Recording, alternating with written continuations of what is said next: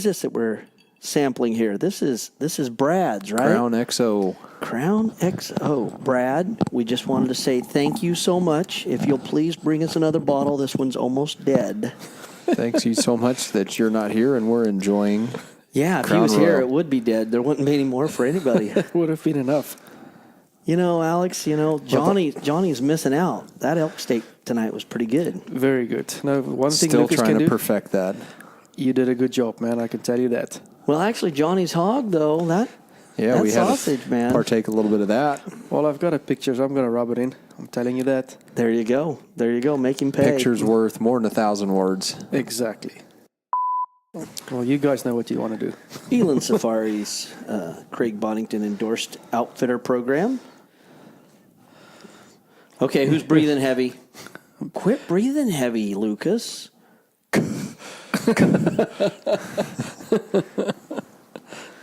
What are you looking at the picture of the buffalo? Is that what happened here? So he'll probably put a little blurp and then it'll have and then it'll start back up, you know. This was taken out for a reason. Master editor.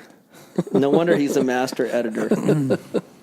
Okay. Are we doing the okay, guys, here we go. Are you ready? It's like 5, 4, 3.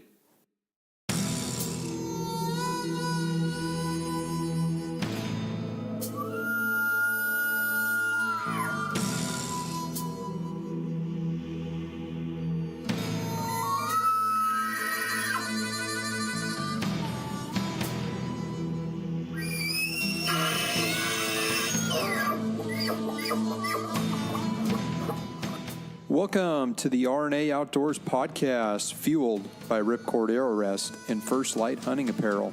At RNA, we are a public land DIY conservationists that love to share our passion for the outdoors. So join us and our team as we interview professionals in the industry to share insight knowledge that helps make hunters and anglers more successful.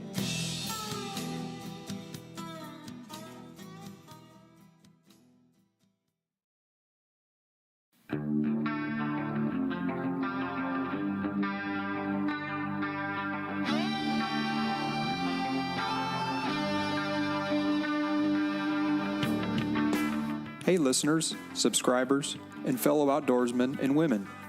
This is your host, Lucas Paw, and I'm excited to tell you about some of the sponsors that continue to help make this podcast not only happen, but grow and thrive in this digital world of audio content. This podcast is brought to you by Ripcord Arrow Rest, the bow hunter's #1 fall-away rest on the market. Ripcord is known for 100% full-time arrow containment and their patented drop-dead brake system that eliminates launcher bounce back. Best of all, Ripcord is backed by their rock-solid guarantee. If the original owner has a part break for any reason, it will be repaired or replaced at no charge. And did I mention? Ripcord is located in southwest Montana, where all their products are made with pride in America. Check them out at ripcordarrowrest.com and on their social media feeds. This podcast is brought to you by First Light Clothing and Hunting Apparel. Born in the Rockies in central Idaho, First Light's mission is to create simple, yet proven, versatile gear that provides comfort and performance in any situation while working to promote the pursuit of ethical hunting and stewardship. I recently joined the First Light Pro Staff team and have continued to be impressed year after year in their innovations in engineering of merino wool fabrics. 10 years ago, they started putting out wool fabrics with camo patterns, and immediately this changed the game. Since then, they offer multiple layering systems and kits in various proprietary patterns and continue to raise the bar with their competition. Find them online at firstlight.com or under their social media feeds. Go farther, stay longer.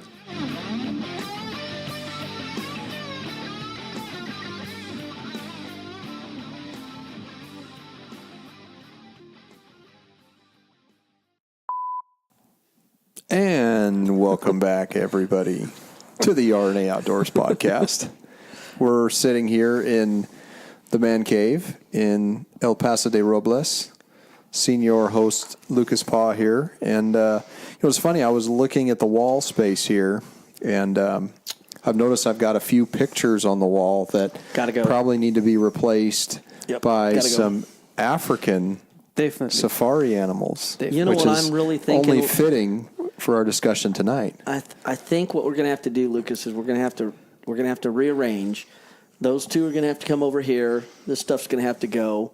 I hate to say it, Big Mule Deer is going to have to find a new home. That's okay. Maybe over there somewhere, and then that can be the Africa wall. I'm thinking Cape Buffalo, Impala. Cape Buffalo I'd probably put over here. Well, there's always a better chance when you get back to do the decorations again. I can figure that out. We could redecorate. You got definitely. a whole 7 months to 12 months to figure it out. That's the beauty of Yep. taxidermy. Is you can figure out what you want done and where you want to put it. Yes. So anyway, we're here on this mid-January evening and have a special guest with us, someone who's a friend of the podcast, been on the podcast in the past. Mr. Alex Thomson from South Africa is joining us with Eland Safaris, who I can't remember what podcast number it was, but it was about a year ago this time, Sunday or Monday night after the Wild Sheep Federation. I just got back from Reno and met up with a lot of good people there, did a few podcasts there, enjoy going to, really when you think about wild sheep in the United States, I mean, it's an animal that at one point potentially was, becoming extinct, and through conservation efforts and organizations, we've been able to keep an animal like that, and it's thriving in states now where, there were, single digit numbers of sheep. So that is amazing. Yeah, it was just a neat weekend, obviously a neat time to celebrate an animal that we all, want to harvest at some point in our life. No, for sure. So, but anyway, Jason Quick Ching. back on the podcast. Has been a frequent flyer with me. We did Dallas show, got to spend some time with Craig there, and which is kind of a common tie because Eland Safaris is a Craig Boddington endorsed outfitter, which is a big deal when you look at Craig's endorsements. He doesn't endorse everybody, right? No. It's a very select group of people that get endorsed, and Eland Safaris is one of those distinguished companies. So yes, and we're very happy to be part of his program. Yeah. I think of it's very distinguished. Like when I was at the sheep show this weekend, I think I saw 4 or 5 companies, or 4 or 5 outfits that have the designation endorsed outfitter, out of how many thousand. And Craig's probably hunted with a lot of those, outfitters there. All over the world. Yeah. So and actually, that's funny that you brought that up, Lucas, because just before we came over for dinner, Alex and I, Craig is one of our neighbors just down the road from us, and so we gave him a call and said, "Hey, look, I understand you're going up to SHOT Show and over to SCI afterwards. Could you help Alex out and take a couple of brochures and run over there?" And so he said, "Swing on by," and so we stopped by just for a couple of minutes, said hi, met another African outfitter and Donna and. Dropped off some stuff, and then we came right back over here because we knew elk steaks. Well, it just shows you the kind of person Craig is as well. Yeah, to help us out. Yeah, elk steaks on the. We're not Traeger in it, are we? No, it's Green Mountain Grill. Green Mountain Grill. Plug that's time. right. I'm sorry. Bluetooth, Wi-Fi, geekified. Yes, those people should be like a sponsor of yours as much as we talk about. It sure was good. Much as we talk Still about perfecting, them. But yeah, it was for a tough rump roast on an elk. It didn't turn out too bad. That really should have been put in a crock pot and cooked, but I liked it, man. Yeah. Dude, I liked it. Yeah. It was, if you'd have crock potted that, I'd have been ashamed. Yeah. The next time we'll meet, we'll be in Africa and we'll serve you some of our animals. Yeah. Man. So the beauty of having Alex here is that I finally booked the safari that we purchased. I want to say 3 or 4 years ago, maybe even 5 years ago. We actually talked about that. You're getting older. As we speak about it. We've met probably 10 years ago, and we've been talking about this. Yes, and so it's neat. 2018 is a year that I'm going to go out, to your concession and actually experience my first African safari, which everyone I talk to at Dallas says, don't do it, because you're going to get the bug, and you're going to want to go again and again. And so then everyone's like, well, just go and, get the plains game out of your system, go and shoot, 5 to 7 animals. And then I go to Dallas and I see all these Cape Buffalo. I'm like, I need one of those. Like need. Did you hear that, Alex? It's not a want anymore. It's gone to a need. Well, I like that. So I liked it very much. So, amen. Anyway, the other part that may complicate it is it's going to get harvested hopefully with a bow is my plan, because that's what I'm bringing with me. So So we're going to get that tuned up, and maybe we can talk a little bit more of that throughout the course of the podcast, but kind of what, the expectations are for taking, big 5 dangerous type game. You can't go there with a recurve and get that done. So, it's kind of a different set of expectations, but maybe Alex, just for the listeners who maybe have been hiding under a rock and don't listen to our podcast, which, we get new subscribers every day, but maybe just talk a little bit about Eland Safaris and, and maybe from the standpoint of, what would somebody experience coming out? Because, there's a lot of safaris, there's a lot of opportunities to go to Africa, but I guess what do you think, your clients, experience or maybe sets you apart from some of the other safaris in South Africa? Well, Lucas, like I said, we've been established, it's a family-run operation. Me and my brother started in 2006. We've been running this now for the last 12 years, coming to the States, and I think our success is, we haven't been going to Dallas Safari Club or ACI, but our big thing was having clients there for the first time, giving them a great time, I think being true and honest, I think goes a long way as well. And the word of mouth spread pretty quickly, and I think that's what made us a little bit different from other companies, to give that little bit more. Whenever year we come here, we try to see them, try to meet up with them again, and they come there as a client and leave there as a friend. And I think that's the most important thing for us, for having them there. And they meet our families, and it's a family operation, That's what I was going to say. A lot of these outfits are, I don't want to say they're fly-by-night, but they're groups that have maybe not necessarily been around that long, or they're owned by one organization, then they're managed by a different group, and then they're PH'd by completely different people. I met Alex actually one of the first times you came out here 12 years ago. Yes. And what I found very interesting about our relationship is he actually called me. Back then email was in its infancy stages, and he calls me out of the blue, and I'm like, okay, some guy from Africa's calling me. And then he says, hey, by the way, I want to get on a plane and come see you. And I'm thinking, okay, this is kind of strange. He's going to jump on a plane and fly to California from Africa to meet me. I thought, He came with a good reference from a good friend of mine, and actually that friend just passed away just a couple of days ago. Pretty sad situation, but he lived a long, full life, and don't want to get choked up about that. But anyway, so I'm going to skip past that.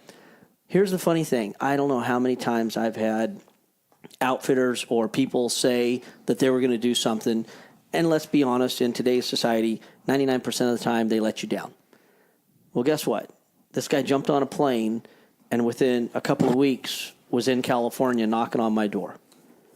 And I thought, well, step one is he follows through with what he says. And I told him when he was there at that particular first meeting, I said, the number one problem that we have is communication.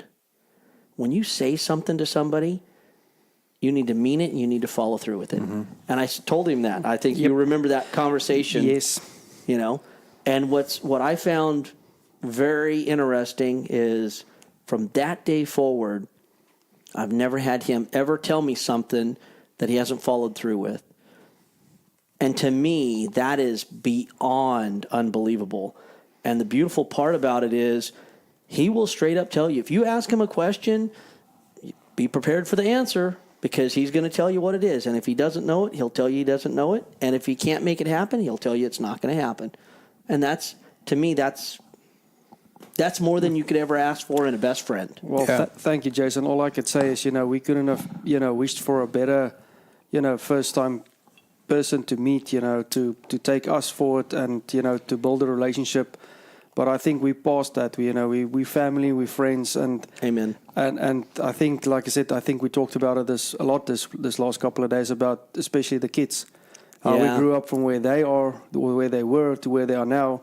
It's just, you can't believe it. Time just fly, but we are still 12 years later and going strong, man. And all I can say is thank you for that. Yeah, appreciate it. Absolutely. Well, I think the interesting thing is I hear you guys talk about, family. A common theme that we heard at Dallas Safari was about how Craig's Endorsed Outfitters is really based around family operations. And, Yes. Craig's criteria was, would I recommend this outfit to my friends or my best friend, right? And that's kind of his criteria going into this.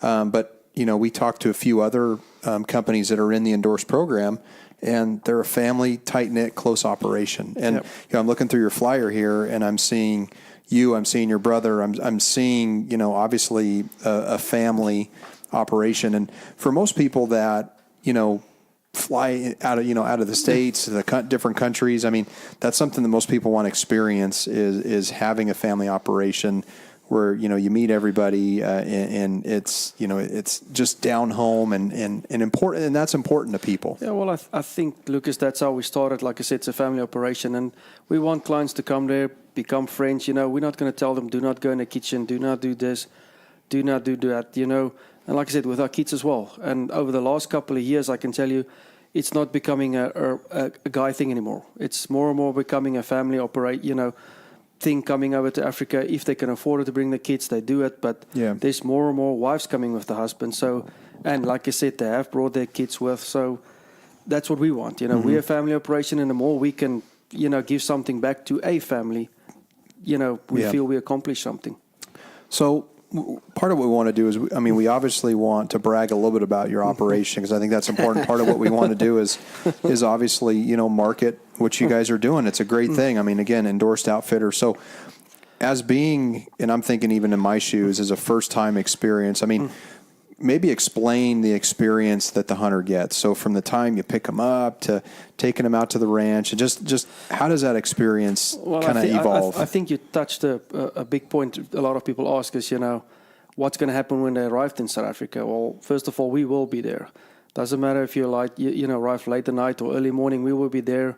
Either we arrange accommodation for you, pick you up the next morning, or we drive, through to camp that same night. But we will be there. So you will never be alone, We will be with you all the time, 24/7, till the time we drop you back off at the airport.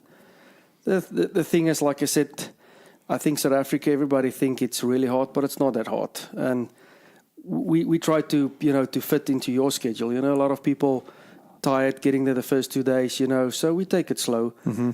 From there on, we do, kick it up a notch or two, depending what you want, what animals you want to harvest. But some people want to take it easy. Some people want to hunt hard. But we try to fit into the client's way. Sure. It's at the end of the day, it's not our hunt. It's still the client's hunt. You know, and the more I think we can make him feel comfortable, make him feel happy about the hunt, the easier it will be, and I think the better the results will be. Sure. If someone wants to show up and hunt the morning and, hang out by the fireplace in the evening, it's their experience and it's what they're paying for, right? So yes. You guys are going to cater to, but if it's someone like me who wants to hunt probably day and night all day, then, that might be a problem.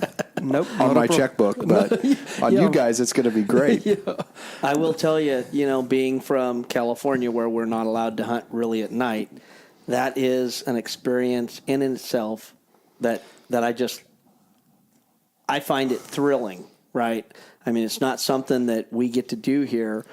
I will tell you, sometimes it's colder than crap, but it's something that you don't do here, and it's kind of common practice there. So you could literally go out and do a night hunt if you want to go out and sit in a blind at night. I'm telling you, man, the sounds are different than standing out here or standing in Montana and listening. When something comes into a water hole in the dark and it is pitch black, you swear to God that it's like an elephant that's going to attack you, right? And then they turn it on and it's like a friggin', warthog that's like just rolling around in the mud. But I'm telling you, Africa makes your brain think differently. Oh yeah, when you're there, and it is super fun. Well, I think everybody, they know that it's a dark continent, So you already got that, lion, buffalo, everything that can catch you or eat you up, Sure. So I think that's why people react that way. Yeah, and still, it's a dream come true for all of them, to put it that way. I know some people. It's something that people think about and dream about, right? Going to Africa, doing a safari, and It's been something that, when you read books by, Selby and Boddington and all these guys, guys that I know I looked up to, and then to actually have the experience to be able to get on an airplane and go experience it. Make it possible. Yeah, and make it possible. It's it's a dream come true, right? I mean, most people will never leave North America, and there's great hunting in North America, but I'm one of those guys. I mean, I've hunted South America, I've hunted in New Zealand, so it's like, I want to go see Africa. You want to explore. And why not, right? Well, and I'll tell you, as you had stated earlier, I always pre-warn everybody about Africa, because to me, I think listening to Craig's speech at the Weatherby Awards, where he said, you know what, back in the 70s, I decided, you know what, I'm going to Africa on a 21-day safari, going to shoot a whole bunch of stuff. I got to get it out of my system, right? Get this out of my system. I just got to get Africa out of my system. He was 24 or something. He was young. In the military. And then let's see. I think he said he was on 130. I think he was 130 some safaris. Shot 100 buffalo. I mean, it's like, Craig. That was another nice thing about Craig, when he came and visited us. Craig's first outfitter and professional hunter actually did not, lives close by us. So we had like a surprise party for him and brought them together to see. I told Jason to see those two guys' faces, to see each other again after, I think he said 20-something odd years. And Craig even hunted with, the guy's son. It was just something special to see and hear those two guys, share their stories. Amazing. Yeah, what a campfire. Oh, my gosh. We had met some mutual friends of Craig's at our table that we sat at, and a guy that had taken Craig on his first elephant hunt. I mean, and he was a young, sprawling 19 years old, left the States to become a PH in Africa and trained under some of the best, right? And here 15, 20 years later, reconnecting, we met him. And so we did a podcast with him. But just what shocked me, but really stood out to me is how everyone in that room has some tie to Craig, whether it's been next to his side on an elephant hunt or a buffalo hunt or, a sheep hunt in the Northwest Territories, or someone that, in my stance, I've never hunted with Craig, but I've hiked with him. I bought a rifle from him and I've done a pod. So we have a friendship, but it's everybody's different in their experience they've had with him. And Alex and I were talking earlier today about the hunting community, right? And how we're actually a very small circle, right? 1% of the population, right? 1 to 2%. We had talked about, doing different things, and all of a sudden you find out, well, like today, Alex and I went over to Craig's, and lo and behold, there's another outfitter from Namibia.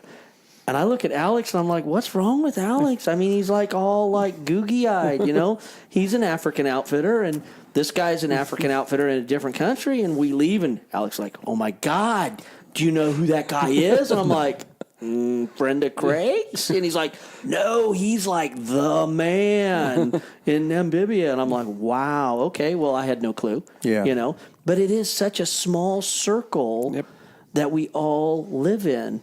And it's such a beautiful thing, too. I mean, they always hear about the 7 different separations. Everybody is basically connected to somebody, by 7 somebody degrees else. of separation, 7 degrees. And you don't think about that, but the hunting world is not a very large place. No, it's a small community, and, you go to these trade shows and you realize so-and-so knows so-and-so. I mean, even as big as like an SCI is, there's still, it's a small world. Very it really small is. world. Yeah, but it's a great group of people. Well, Lucas, you had actually asked about what does a new time person expect, right? Going, and Alex basically touched on, okay, well, we'll be waiting for you at the airport to pick you up, and then once again, you may go to an Afton house or a hotel there close by if it's really late or early when you first get there, but then afterwards, then you travel to the ranch where they hunt. And just for everybody out there that that basically South Africa is any place that you could really hunt. 90% of the places that you could hunt are all private property. So what they do is they actually high fence properties around there, and a lot of people are, oh my God, they'll probably turn the podcast off right there. They're like, oh my God, you're shooting things inside of a fence. Well, this inside of a fence is just a little small 6,000 acres. So 400 acres is a square mile, right? So you guys can do the extrapolation from that. This is not exactly a small piece of property that they're on. And then you have access to, what, about 100,000? More than 100,000 acres. Around your ranch. Yes. Just 100,000. Yeah, just, I mean, once again, just, small 6,000 acre properties, but lots of them. Just the size of like Tejon Ranch, no big deal. Yeah, those little small places like that. And actually, I'll tell everybody straight up, my experience there is if you see an animal and you think, man, I think I want to shoot one of those. If you're there on a 7-day hunt and you decide, this is in a 6,000 acre place, maybe I'll come back and shoot that later. Guess what, buddy? Okay, finding that animal a second time is like finding a friggin' needle in a haystack. Yeah. I love the examples, Eland Safaris, surprise, surprise, one of their premium animals, which, Lucas, you got to shoot one, is an eland, just so we can eat it, by the way. And notice he's saying we. Yeah, I like we that. need to eat it. I'm getting more enticed by where this conversation might go. You started it, man. But I'm drinking whiskey, so maybe I'm getting it. I really want to go, and I'm talking myself into it. The more and more we talk about elephant, why you shouldn't. Buffalo, leopard. He's only been a bad influence on me. This is called payback. Lucas, I need to borrow some money, which he already offered to loan me. I will loan you money so you can go. I would love to have you with us. Biscuit. Where were we going with this? Oh, we were talking about different ranches and different hunting before Lucas so threw me under the bus. You need to shoot an eland so we can eat it. That just got me distracted. So. Well, let me tell you. And I'm looking at some of the elands in here, and I'm like, wow. Well, actually, I was sitting in a blind with Alex and my son Wyatt, and Wyatt was that the last trip or the trip before? Because I've taken Wyatt twice. That was the second trip. That was the second trip. So Wyatt was 9, right? And he's shooting a little 243, and he has been slaying things with this little 243 and Barnes Triple X bullets. He's right? a killer, though. He has been slaying stuff, and just for the record, sorry, Wyatt is still our youngest hunter we ever had at Eland Safaris. 7 years old. Yeah, and those pictures of him like sitting behind that little Impala he shot, right? Oh my God, freaking smoker Impala. Yeah. But anyway, he had been one shot shooting things too. He'd been out doing the old. Okay, me and pretty much everybody else in there that were shooting big old magnums and shooting things 3 and 4 times, and he's like shooting them once and they're falling over dead. But we're sitting in a blind, and here comes a whole herd of eland. And Wyatt's eyes get like huge. I mean, it's like goes from normal size to like softball size eyes. And I'm like, Alex is looking at me kind of like nudge, nudge, wink, wink. And I'm like shaking my head, no, we are out of... I can just see Alex. Oh, yeah. Out of money. We are out of money. We got to try it, man. No. Yeah. And Alex is like, you could do it. And pretty soon Wyatt goes, well, can I shoot that one? And I said, no. And he looks at me and he goes, why? I said, your gun is too small. He goes, so shoot him twice? Alex did just that. Wyatt said, so shoot him twice? And Alex just starts. It brings back memories, man. Yeah. He's busted up. And laughing. Wyatt's 7? So, I mean, he was 9, he was 9 on this trip. Even a 9-year-old to think that, right? I mean, he'd already go there. I like his thinking, yeah, man. Yeah. But literally, I mean, I think like one of the next trips after that, one of the bulls came in, and actually one of my good friends, Mr. Ed Brown, who's an auctioneer, some people might know him, he shot an eland bull on there, and you guys had never seen that bull, right? Nope. I mean, the bull had been there, obviously, his whole life, but it ended up being how big? 40 inches. It's still till today the biggest eland we've shot there. Yeah, 40-inch eland. Yeah. And you got, I mean, obviously Eland Safaris. I mean, clearly that's one of your flagship animals, right? I mean, no, for sure. Like I said, we actually, when we started to think about a name, me, my dad, my brother put down names, and my dad's name was Eland Safaris, and we had to send it in for registration, and it came back, and Eland Safaris was still available. My dad says, I don't care what you guys said, Eland Safaris it is, So me and my brother just keep on with the word, but you can't come to Eland Safaris and don't see eland. So sure. You will see eland there. I promise you that. And listen, I mean, I shot an eland on one of my first safaris I ever went on, and I shot a big one, right? Mine is 34 and a half inches. I mean, it's just a beautiful bull. And for people to say, man, here's a 40-inch Eland, I'm just like, that's not possible. But actually, Alex is actually a good friend with the African Gazette, right? Yep. And so this year, actually, why don't you tell them about if they become a member of the African Gazette? Yeah, we've been advertising 2 years in the African Hunting Gazette, and this year they came up, the end of last year, with a advertising opportunity, to make like a calendar as well for the first issue that came out this year, which is also featuring a Lord Derby. It's part of the Spiral Horns. The Lord Derby you don't find in South Africa, but it's in Eland. Yeah. So we feel pretty pleased, and so you'll get with every issue that's coming out with the African Hunting Gazette, you'll find a calendar where we market a little bit with. Very cool. Yeah. African Hunting Gazette is I wouldn't say a friend of the podcast, but I mean, friends of us. I met Kim, who runs the African Oasis in Dillon, Montana, who kind of spearheads a lot of the advertising and marketing for the magazine. Yeah. So it's actually hooked me up with a few other folks, but it's kind of neat that there's a connection. They all know Craig, and she's met Craig multiple times. Yeah. And it was funny when I was in Dillon, I snapped a picture of the sign outside the door, and then inside I took a panoramic of the place, and I sent it to Craig, and he goes, Kim's a great gal, and so it was just small world again, right? Once again, everybody knows each other, and it's a great magazine, I can tell you that. Very good quality, good photos, good. Yep. I was kind of thumbing through it when I was there. I mean, it's a thick publication, but very high quality information. I think it comes out 4 times a year, every quarter. So but it's worth the while, worth it. So we've talked a little bit about buffalo. We've talked about eland. Maybe you can explain a little more about some of the species that you all offer. I mean, is it your typical, plains game species in addition to some of the big five? Or I mean, what's kind of your guys' specialty? Well, Lucas, we offer 18 different species on our property cells. Eland being the biggest, and steenbok being the smallest after antelope. And then we've got to offer all the big five all around it. Whatever clients wants, we can get it out there and offer it to him, Then we also can go down south, for the springbok species down there, different colors, the black wildebeest, lead Swiss, those kind of animals. And then we also can go up to Zimbabwe as well if the guy really wants to go do elephant, buffalo, kind of hunt up there. Wow.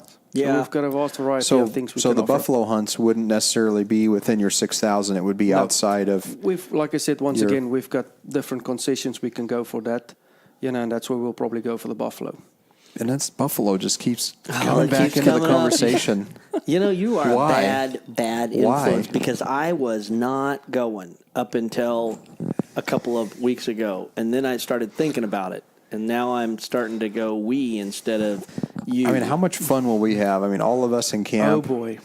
We're going to have to pass a mic around to do a podcast because I've only got 6 inputs, but we're going to have a great time when we do that. We'll have to do one around the fire. The campfire. We'll have to do one with a cocktail with a whiskey in hand. One around we can even throw in Rice Krispies there, but we'll do it. One around the braai. Oh, my God. Here we go. Rice Krispies and whiskey. Alex is note up on the Rice Krispie and whiskey, so... So cool. So, plenty of opportunities for hunters to come out. I mean, the things I always think about is everyone talks about, Kudu. Everybody talks about, obviously, buffalo. I mean, that's something more on a higher priority. But, wildebeest, Kuyu, impala. I mean, all those different... Gamesbuck. Yeah, Gamesbuck. I mean, the standard... Jackal. Plains game and species, you all offer those, which ostrich, I think is neat. Yeah, well, that's the thing about, I think, South Africa. We're pretty fortunate, There's a lot of them all over. So species we are... I don't think you'll get zebra dissatisfied going there and not see animals. That's one thing you will see. You'll see enough species.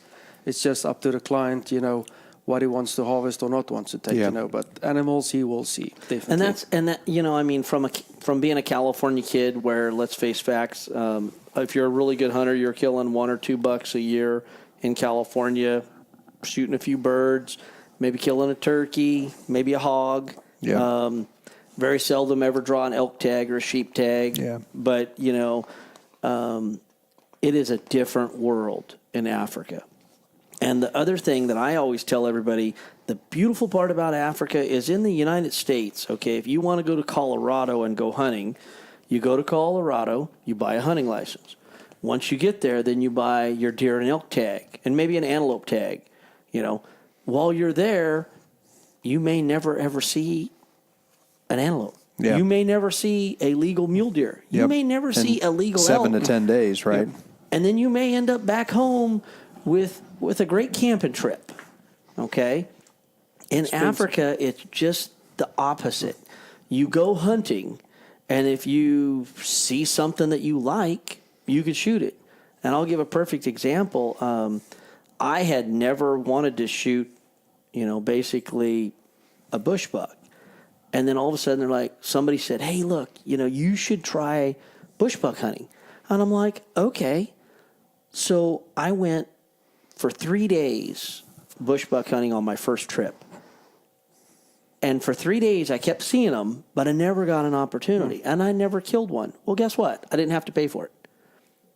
Of course, then fast forward 3 trips later, after trying to kill one for like the last 2 trips, I finally killed a really nice bush buck with Alex, and it was just an absolute monarch, old, polished off horns, not a super long one, but it was just really an old monarch of a bush buck.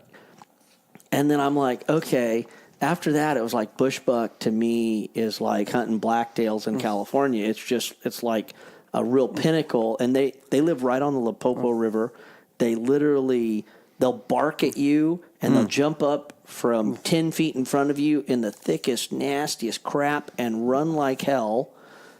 And, I tell everybody that goes, I said, you got to go bush buck hunting. You got to give it a try. Yep. And don't expect to be successful, because success rate is only about, 50, 60%. I was not as lucky as most people. Most people that I tell to go and do it, they come back and like, well, I killed mine in the first 2.5 hours of hunting. I don't know what your problem was. I'm like, you guys suck, And Alex is over here laughing because he's probably going to tell the story about my son killing one. And I think we need to hear that. Well, once again, it was Wyatt's second trip to Africa, and so Jason thought, well, let's get Wyatt, give Wyatt the experience as well. And he thought bushbuck, it's not going to happen, So, but let's go walk because it's a fun experience, Walking in a river, there's chance, the hippo, crocodile, elephants, you've got chance to see that. So, it didn't go the way Jason planned it. So, first morning on our way back, Wyatt is still small. We look over this hill, and Wyatt couldn't see it at first, standing probably 50 yards if it was that far. And, Wyatt could see, and so we lift him up a little bit. Boom. Wyatt once again made a perfect shot. Yeah. First morning, bushbuck down. Jason didn't like that. And of course, he swore while it was there that it was bigger than mine. I, of course, defending my honor, said there's no way in hell that's bigger than mine until we got it home. And then he'll never listen to this podcast, so I can admit that his is bigger than mine on this podcast. The problem is there's been a common theme with your kids in the last few podcasts, and that's true. They've outdone you quite a bit. So, well, Jason's kids are very fortunate. I can tell you that. I'm a proud dad. What can I say? Yeah. Yep. No, that's neat. No, you can be proud of your kids, Jason. Very. Yeah, they can shoot. There's no doubt about that. Yeah, they can. They know how to put lead downfield. Yeah. California standards would be copper, but Alex, I was just looking in this year. This is all this year's animals, right? Yes.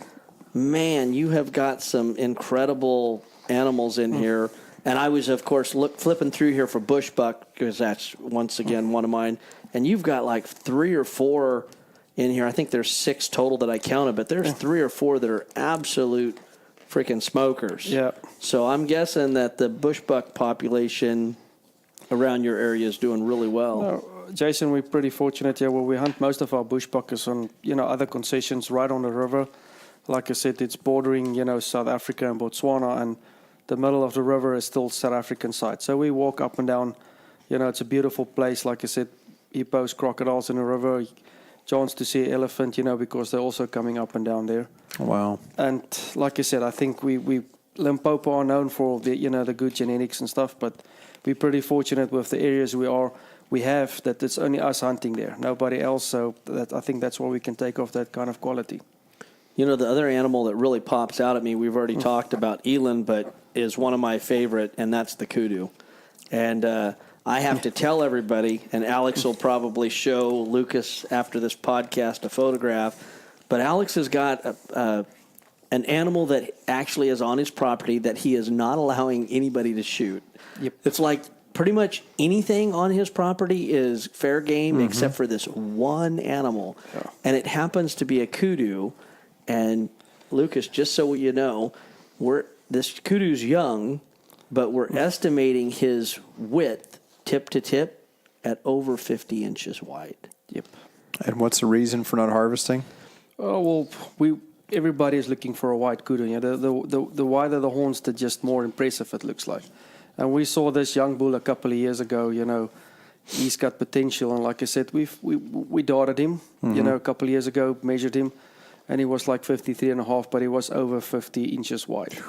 Until today, we don't know of any kudu in South Africa that's, you know, more than 50 inches wide. So he's an exceptional kudu, and for us, it's not about the breeding and the money like people know in South Africa. Yeah. We just want to get that genetics back on the property and get it more out there.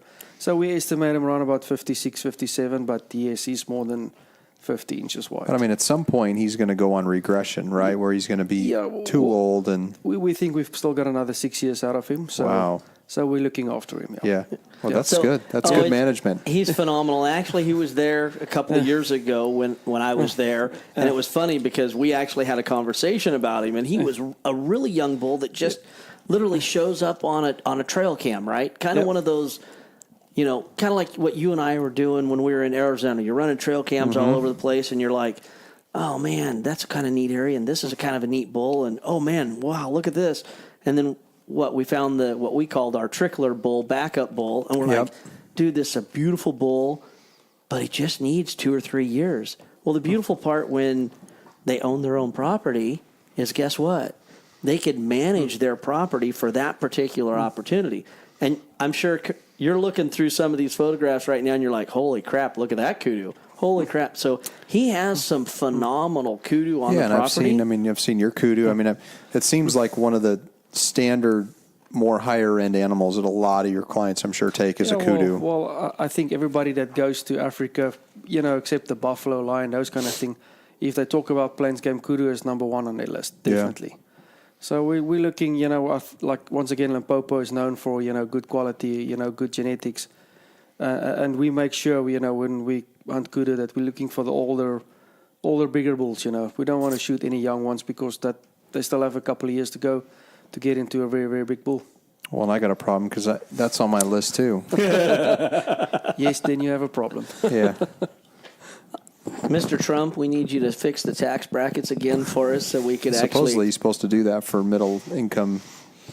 Well, which I'm not sure you know, I need that qualification. And let me help Lucas out. You know, then they have the beautiful zebra, which, you know, my daughter won't let me shoot, but my son shot one just to spite his sister. Oh boy. Yeah, that was pretty entertaining. Yep. But then you know, in my opinion, really one of the animals at the ranch, which, you know, we didn't talk about prices, but Alex's prices on the going rate, in my opinion, are 20% cheaper than everybody else's trophy fees. And, you know, you could look those up on, it's elandsafaris.com, right? .co.za. Okay. We'll post that on the website. Just Google Eland Safaris. Yeah, exactly. You'll find it that way. Eland Safaris. So that's ELAND SAFARIS. But anyway, is the Gemsbuck or Oryx.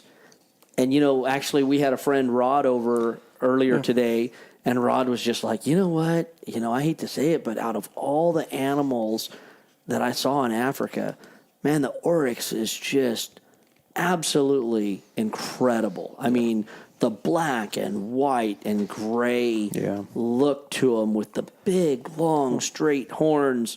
They're just incredible. Yep. And, boy, let me tell you, if you've ever seen one of these things, they are known for being very ferocious. They're known for killing lions.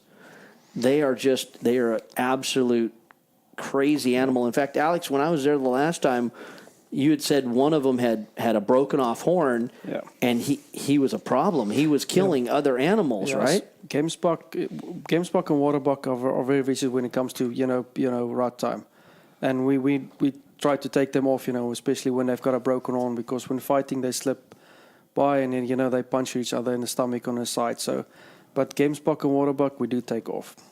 Yeah. Wow. How often is it that animals do? I mean, again, these are animals that have horns, so they don't shed and grow back. Once they're broke, they're broke. So is that very common, or? I wouldn't say it's very common, but it does happen. When you least expect it, you can't think that a hard horn like that can easily break. But when they fight, they go on each other. Yeah. So does that become like a cull animal at that point, or do you guys take it out of the? Okay. Females, you like the gamesbuck, red wildebeest, blue wildebeest, not as very vicious. Where both sexes got horns, we don't shoot them, but the two we do hunt out, we do take off, especially gamesbuck and waterbuck. They get vicious and they'll kill each other, big time. Wow. And that's the goofy part, is right. I mean, you get two bulls that are strong, and if they both got solid horns, then they'll push it out, and one will win and one will lose. Yep. But it's not one of those things where they'll actually kill the other one. Where if they've got a bust off horn, just like Alex said, they'll lock horns, and then since it's broken, they'll swivel, and they'll literally shove 20 inches of a horn through the guts of the other animal, and guess what? Yeah. Then the one with two horns is gonna die. Yep. Period. Unfortunately, there's no way around it. And another one that people don't think of is a sable. They don't break the horns that easily, but especially walking into a water hole or where you see them, the animals will make way for a sable. He's just that majestic animals, but they known for being, they don't got a good attitude, among other animals. So they won't mess with sables. Nope. That's incredible. Other sable, yes, but not even an eland will take on a sable. Well, it's crazy that they know. I mean, just if it's a pecking order or what it is, but the sables are so pretty, right? I mean, there's one in here right now that you've got that's just a phenomenal animal. Looks like was taken, with archery equipment. What a beautiful animal. That's 40, isn't it? How long was that one that she took with a bow? It was just under 40. It was 39.5 inches. Wow. Yeah. That's very lucky for a bow. She was very lucky. That's phenomenal. Yeah. Same page, actually, man. You've got a couple of awesome warthogs. I tell everybody that goes to Africa, you got to shoot a warthog. You got to shoot an impala. I, of course, put the bush buck on there and the kudu or eland. But, man, and your Nyala. You actually introduced Nyala how many years ago on the property? Yeah, Jason, I think it was around about 10 years ago. Yeah. But since that, we've got a really good breeding plan, going on there. And since that, we can take at least 10 big, good proper males off every year by doing that, And by that as well, we're keeping the price down as well, that it don't go sky high and out of reach for clients. Yeah, that's actually, in my opinion, I think, once again, your prices for the Nyala and the eland are, once again, better prices than I've seen pretty much anywhere. And Alex, what can guests expect? So we've talked a lot about kind of the experience in the animals, but from a kind of the camp and accommodation standpoint, I mean, what can people expect to show up and leave 10 pounds heavier? You say liquor in moderation, that could be a problem with some of our group, but maybe talk a little bit about what you offer from that experience. Well, Lucas, the camp is as comfortable as it can be. We've got 9 air conditioning rooms, so it does get a little bit hot in here, the early season months and the late season hunting time. But you've got everything you need is right there, Food-wise, we do prepare you. Everything you mostly harvest, we prepare you. And I promise you're going to gain. If you're not gaining weight there, you haven't eaten enough. You haven't done your job? No, definitely not. No, you will gain. Like I said, and camp-wise, electricity-wise, you don't have to bring anything. We've got everything. We've got adapters there for you.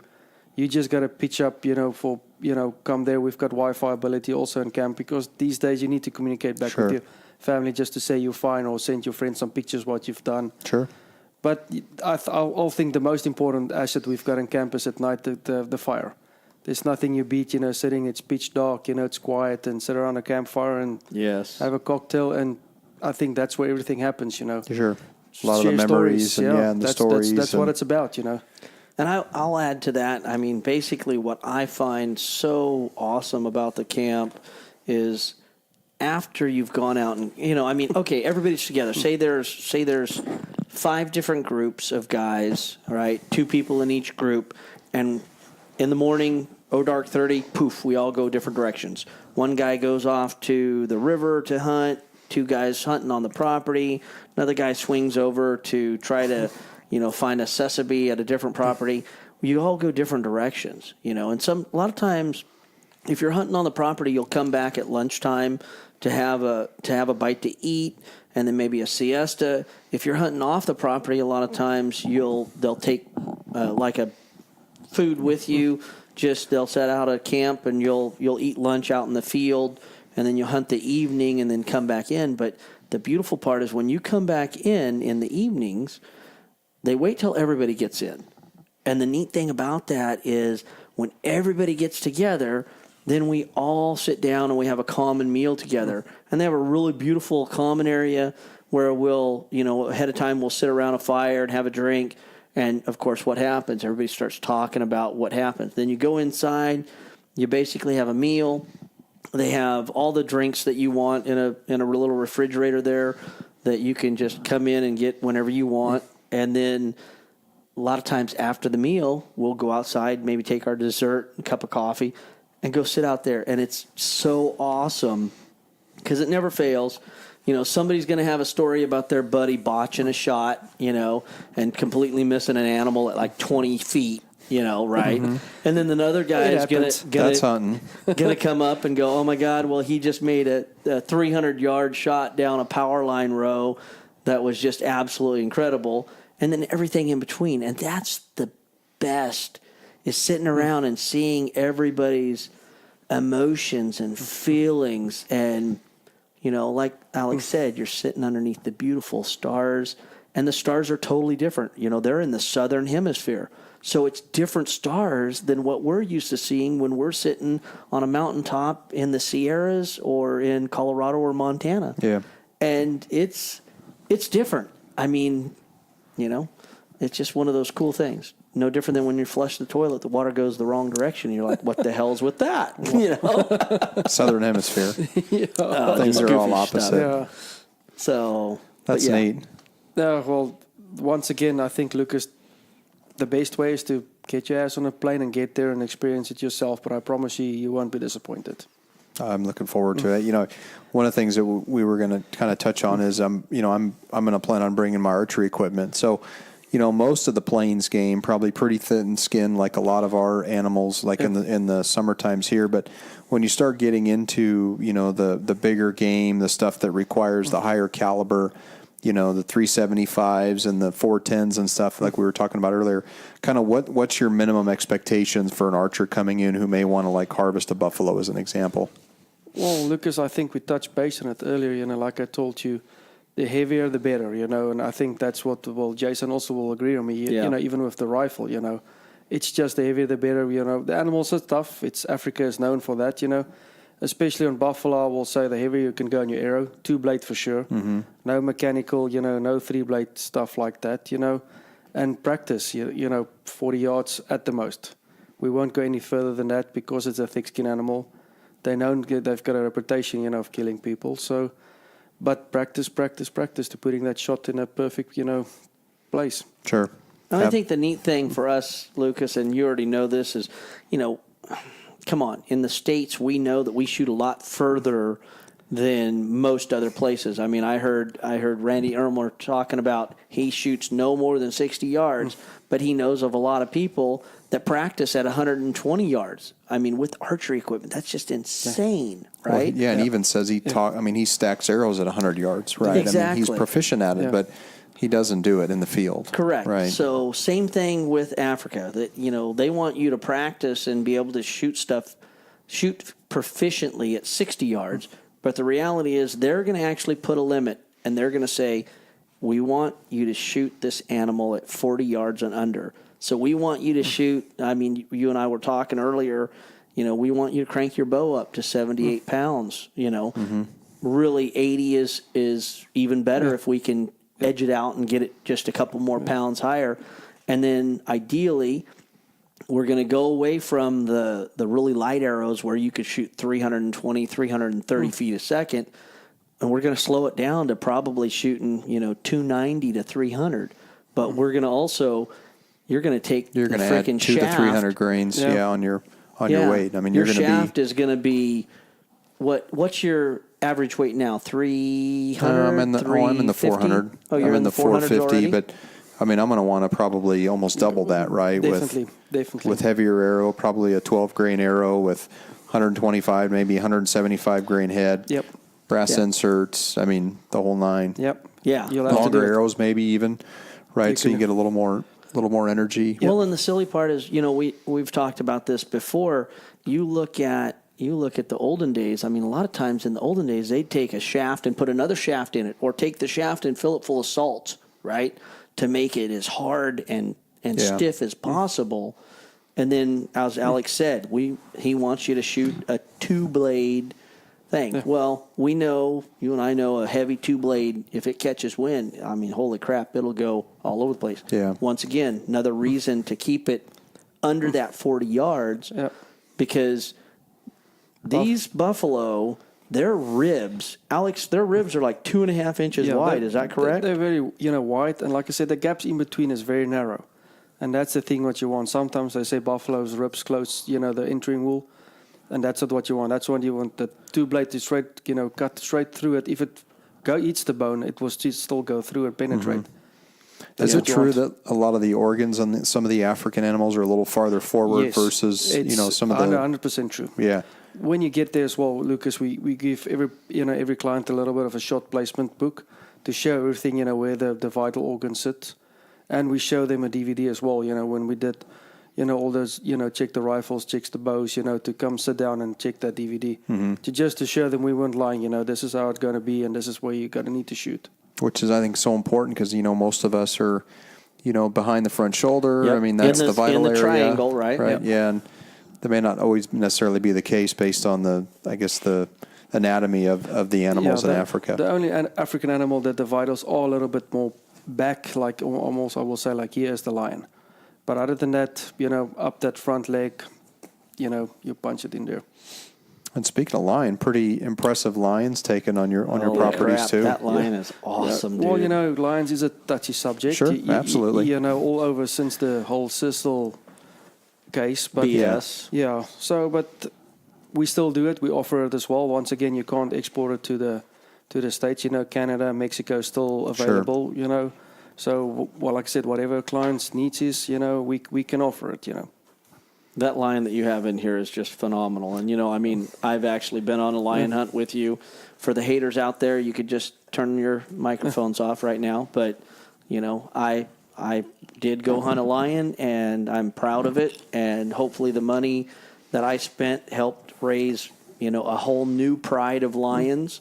And it was an absolute awesome experience. And, I'll probably only get to shoot one lion in my lifetime, and I got to do that. But, man, this one that you've got in the brochure this time, Alex, is just is an absolute stud of a cat. Yeah, that was one happy client, I can tell you that. And, that's the way it is. Sometimes you get to do that. Well, Alex, you just mentioned to me just when you got here that, 3 days ago, you actually had elephants that pushed through the fence and came onto the property? Yes, like I said, Jason, I think the last 2 years we've seen more leopard on our property than what I can remember. Last year, the elephants has been through our property 2 or 3 times, And then, 3 days ago, I spoke to my brother, and they said the elephants are back again. We are close to the Botswana border, and everybody knows there's almost more elephant in Botswana than there are people. So, the elephants is not extinct. They do come through, so whenever they got overpopulated, they do tend to push down and cross the river and come into South Africa.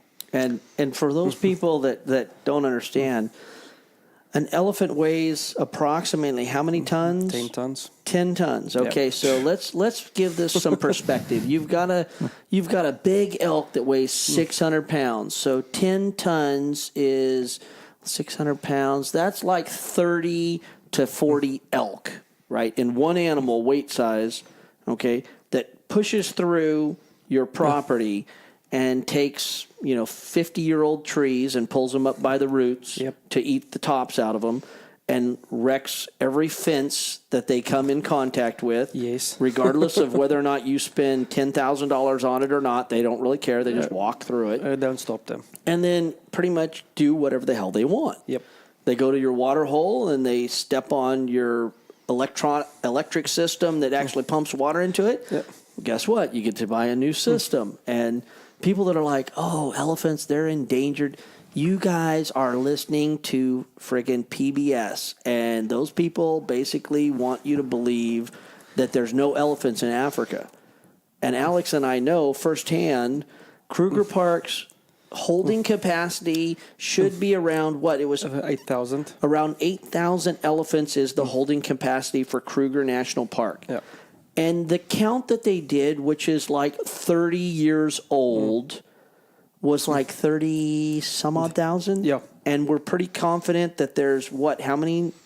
Well, I'm not 100% sure, Jason, but like I said, they say Kruger can take up to 8,000 elephant.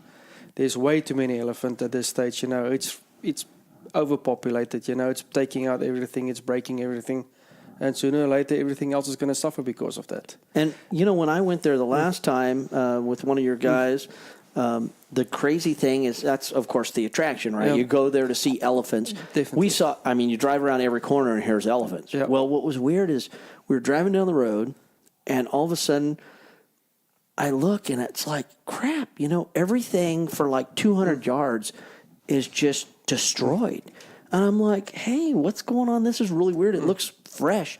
He goes, I'll bet anything that a herd of elephants just came through here. Yep. And literally for 100 yards wide, and for as long as I could see both directions of the road, it looks like rototiller, kind of like Lucas for us. It's watching a herd of pigs go into a barley field, right? Yeah, just and they root literally everything up. root everything up for, basically 3 or 4 acres. Yeah. Only problem is there's 30 elephant that weigh 10 tons each going through, and they literally were pushing every tree over, pulling every plant out of the ground, and just destroying everything. Yeah.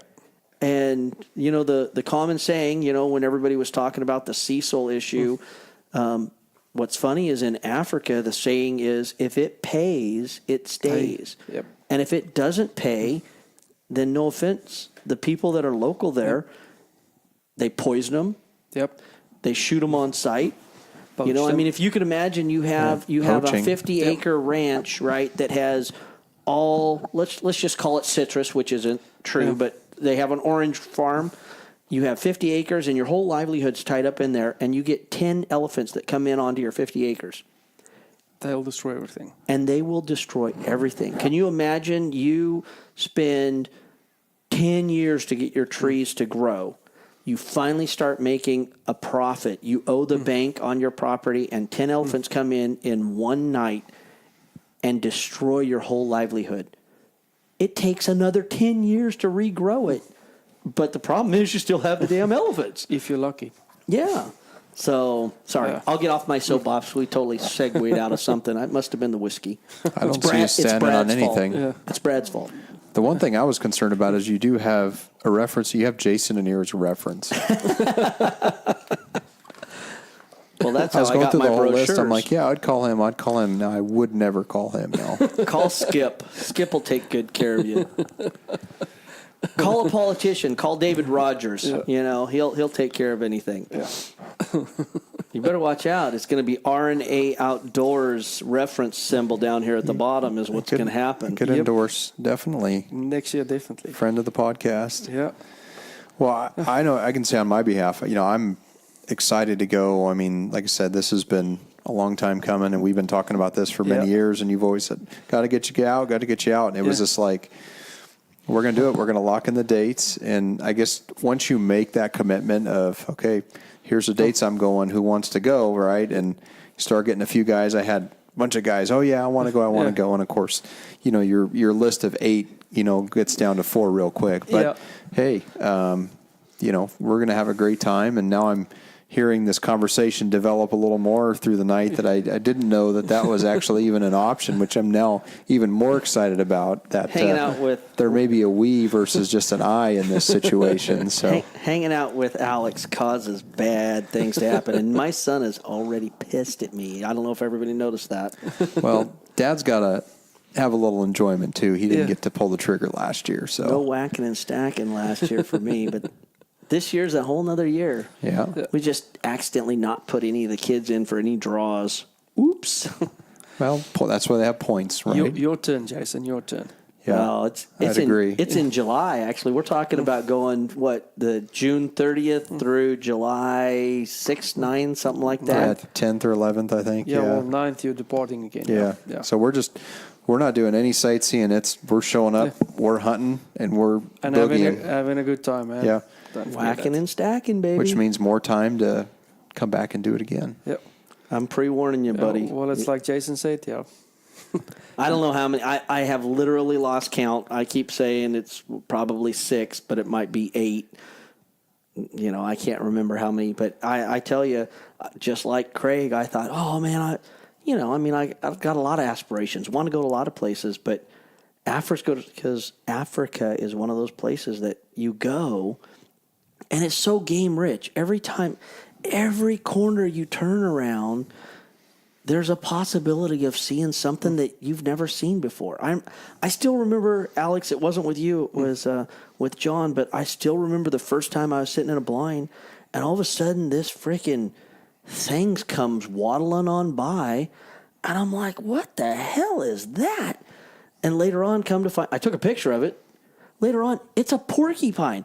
I mean, this thing is like 4 foot long with these spikes out. I mean, it looked like a prehistoric animal, And then I tell everybody, I've been trying to shoot a male baboon, which I told you earlier. You gotta call Alex, tell him that you might be interested in shooting one. Cost you an extra $20 or $50 or something like that to get the permits ahead of time. But when you get there, you sign so that they know that if you get the opportunity to shoot a male baboon, you'll do it. Well, surprise, surprise. My 7-year-old son, the first animal that walks in into the blind as Alex and I are sitting there BSing about the world, which Wyatt always says we talk too much, and that's the reason he doesn't get to kill everything, is a huge male baboon. First animal he shoots is this smoker animal. And I'm just like, what? You know how bad I wanted to take the gun away from him? I mean, it killed me, but... Now he wants to shoot a buffalo because you're having thoughts of it. Yeah, I'm going to have to live that one out for the next 6 months. And if I go and don't take him, it's going to be hell to pay. Oh, July's going to be here before we know it. Yep. It's only 5 months away, man. I know. Only crap. Strategically placed, though. And here in a couple of weeks, when you and I win a sheep hunt, we're going to be like, holy crap. Yeah, hopefully we're going to go shoot a buffalo. 2019, though. Yeah. Oh, that's true. 2019, right? Yeah, that's a valid point. We're going to do that in 19. So that's totally way down the road. Something to look forward to, We can plan for that later. Yeah. We plan for Africa this year. Draw the Henry's muzzleloader mule deer tag. But see, you got a couple months to plan for that after you get back. Come on. Yeah, after I got back. That's a day drive. Only problem is I'd be trying to lose weight and exercise, and Alex is going to be putting pounds on me, not taking pounds away from me. That's true. It's only for 10 days, Jason. The 10 days you put on will take you the next 2 months to take off. So, well, you'll help me with that, right? We will. We'll run the hills. Oh, last time I trained with you, I felt like Superman when I left until I got back from the Caucasus Mountains in Russia, and then I thought like I'd been beat with a baseball bat. That was your choice, though. Yep. Yes, indeed. That was true. Amen to that one. Well, gentlemen, we've been ranting for, would you believe it, almost an hour and 20 minutes. Holy moly. It's incredible how time flies when you're having fun. Oh, yeah, for sure. We were doing a couple of the podcasts I did at Sheep Show, same way. I was telling the guests, hey, we're going to aim for, 30 to maybe 40 minutes. And here I'm looking at Adam, and it's like, okay, we've been going for 45 minutes, and Bruno, it's 50 minutes. Told you you'd like that guy. It's incredible, how time flies, but it's it's always neat, I think, to just sit around and just talk about our passion, right? Talk about things. You guys have obviously a lot of experience, Jason. You've been many times. It's your livelihood, right? I've never been, so I can only, take experiences that you guys have had and what you say and try to piece that into my mind, what I think it's going to be like. But, it's always like whenever you go on a hunt, you envision, okay, I'm going to call in this big bull and everything's going to work out. And then, generally it's, it never worked that way. 9 times out of 10 does not work that way. It was like a run and gun and I ended up getting one shot, right?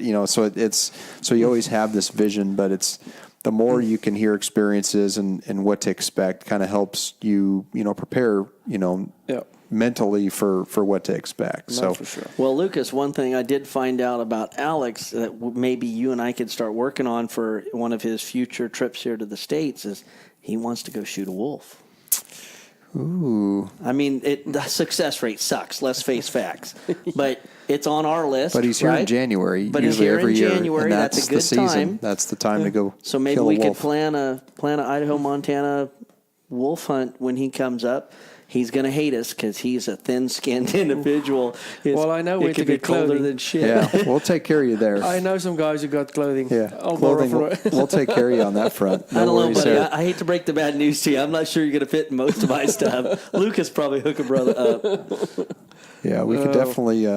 Wolf's definitely on some of our bucket lists. Pretty much on all of our bucket list. I mean, we were Such talking a tough about species, the but apex predator that basically success rate in between 5 and 20%. Yeah, never filling their quotas throughout the years, and I mean, it's just an animal that nobody. Sounds like fun. They're smarter than us, and I hate to tell you this. I mean, we could go up there for a 5-6 day hunt, Alex. Which for you, that's huge because you come here for 2-3 weeks and. Dude, you don't ever stop. Yep. I mean, how many states? You're here 2.5 weeks this time, right? Yep. How many states are you going to? Well, I've already been to Nevada, California. Next is Texas, then Colorado, Wyoming, and Indiana.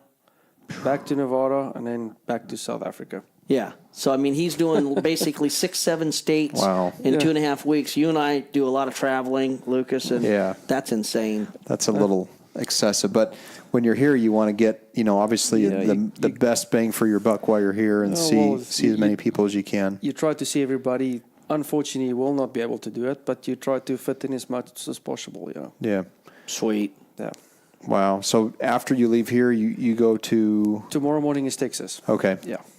Texas. Yeah, lucky me, I get to drive him to the airport. I tried to convince him about a thing called Uber, but, I feel a little guilty about it. That's a little far. That's just a little bit far. It's not going to work, Jason. If you're flying out of St. Louis. Here's your bag. Stick your thumb out and somebody will pick you up. I have faith. We've tried Uber. It works pretty good, but that'd be a little much. That's true. Yeah.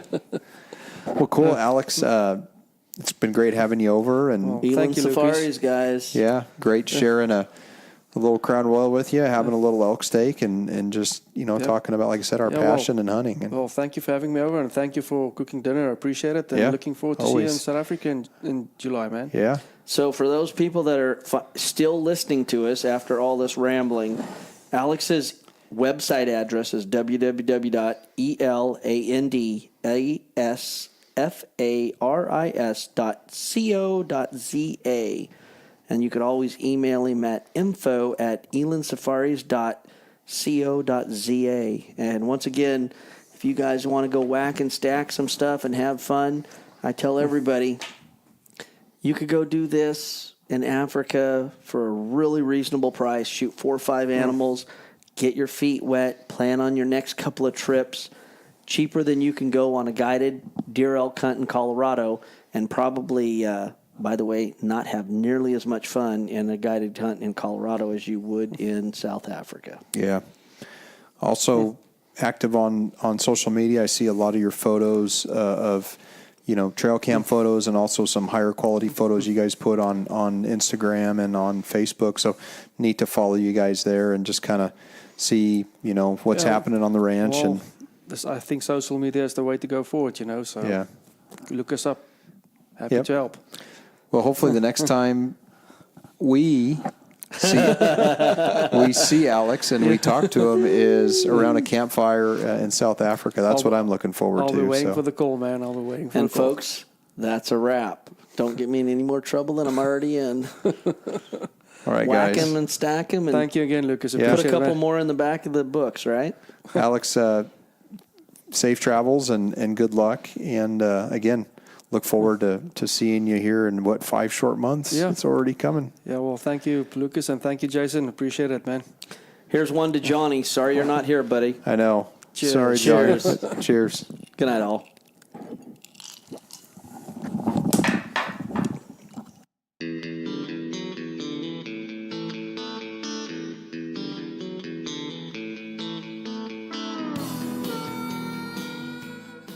Hey everyone, this is Lucas Paw, host of the Rna Outdoors Podcast. Please check out Podbean and iTunes. If you have an iPhone or iPad, go to the podcast app on your device, search for Rna Outdoors, and hit the purple subscribe button. When doing this, it will automatically upload when new podcasts are loaded, and they will download into your queue. For Android users, you can access the podcast through Podbean, Stitcher, or use our website, www.rnaoutdoors.com/podcast. In addition, under the Rna Outdoors Podcast channel, please leave a review and a 5-star rating. These reviews help boost our popularity and outreach. You can also follow us on our social media outlets, Twitter at Rna Outdoors, Facebook, Rna Outdoors, and Instagram, Rod and Arrow Outdoors. All links are in the show notes as well. If you like what you've heard, we hope you'll pass along our channel to your friends and colleagues. Keep up the good fight. We cannot sit by and watch the public lands devoted to wildlife protection wither away. There's simply too much at stake. Make your voice heard, speak up, and get involved with conservation efforts, and know that every little bit helps. As we say on the mountain, go farther, stay longer.